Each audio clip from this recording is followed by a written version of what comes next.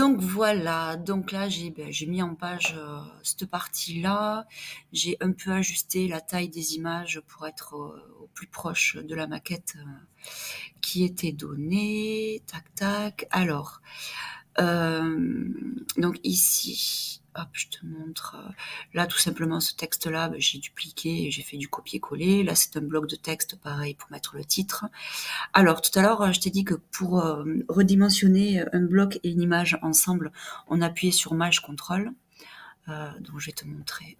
Parce que celle-là, en fait, par rapport à la maquette, ce que je voulais te montrer, tu vois, elle est coupée là un peu, elle est coupée là. Donc, c'est aligné à bienvenue ici. Et là, 1, 2, 3, 4, 5, ça prend là. Et donc, tu vois, là, elle est un peu trop longue. Et là, tout ça qui va pas. Donc, quand je clique là, donc je sélectionne mon bloc. Alors, tu vois, si je fais ça, tu vois, c'est mon bloc qui est qui rogne en fait mon image. CTRL Z.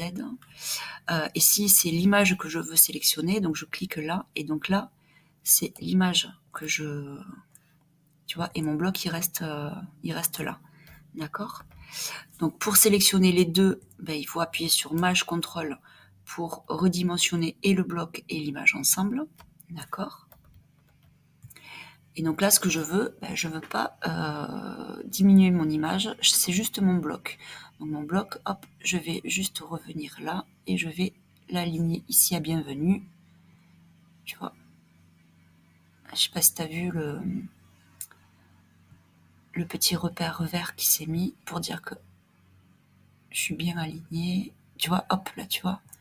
Voilà, mais là, tu vois, elle est un peu coupée. Donc je vais, par rapport à la maquette, on voit quand même un peu ses cheveux. Et donc là, je vais descendre mon bloc, voilà, pour qu'il soit bien aligné à bienvenue. Et là, par contre, je vais, hop, je vais couper ici à ce niveau-là, bon, pas trop. Voilà. Pour voir si... ok. Et donc là, en dessous, pour la légende, ben, c'est tout simplement un bloc de texte avec la même police, hop, propriété, là. Donc c'est du 9 points régular. Et là, j'ai fait pareil, 9 points régular. Et il n'y a que ça que j'ai mis en bold. Voilà. Et ben voilà. Allez, tac, tac. Je vais quand même tout vérifier avec W. Donc là, tu vois, j'ai pas mis de fond blanc, mais par défaut, ça sera couleur papier, donc c'est blanc. Donc là, peu importe. Par contre, mon fond, tu vois, il va bien jusqu'au fond perdu. Voilà, tout dépasse. Au moins, tu vois, si c'est découpé, ben, je vais pas avoir un liseré blanc.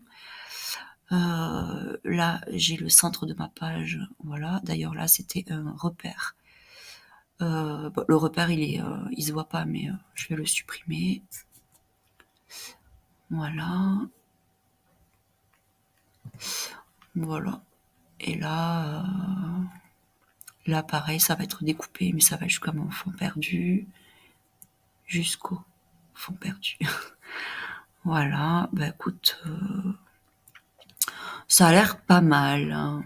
Allez, donc CTRL S, évidemment, ça, il faut le faire régulièrement, on sait jamais si ça plante quoi.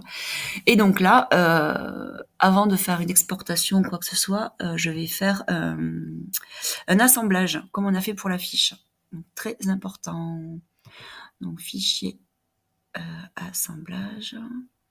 Donc évidemment, avant, j'ai bien regardé que là, il n'y avait aucune erreur. Voilà. Donc hop, donc assemblage. Donc ça se met dans annexe, donc dossier dépliant. Ok. Inclure les polices, oui. Tac, tac. Ok. Assemblage.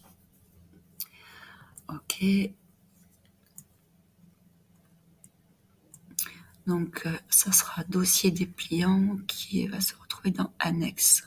Tchouk, tchouk. Dossier dépliant, voilà. Il est en train de se créer.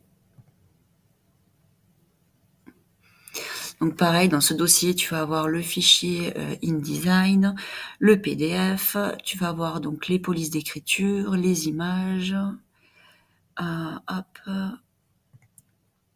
voilà, dossier dépliant. Voilà.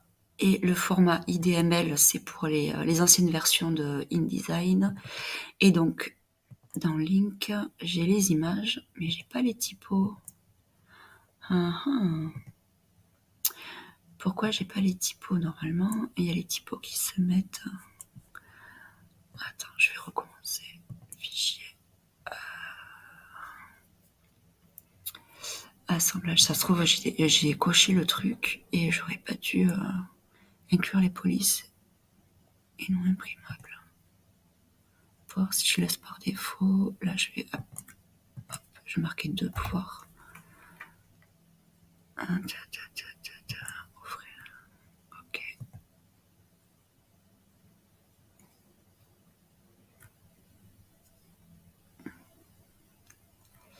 Parce que normalement, les typos, elles se mettent dans le dossier assemblage pour l'imprimeur. Parce que si l'imprimeur il a pas, ça peut poser des problèmes. Hop. Donc c'est celui-là. Et donc dans Link. Ah non, toujours pas. C'est bizarre. Bon, mais quand tu vois ça, d'habitude, j'ai les typos. Mais moi, ce que je ferais si, voilà, le dossier des typos, je le glisserais directement dans le dossier pour l'imprimeur. Voilà, comme ça, tu as le détourage du premier gars, le personnage 2, toutes les images utilisées et le dépliant en PDF. Donc là, à mon avis, non. Ah ben si, il y a... Ah non.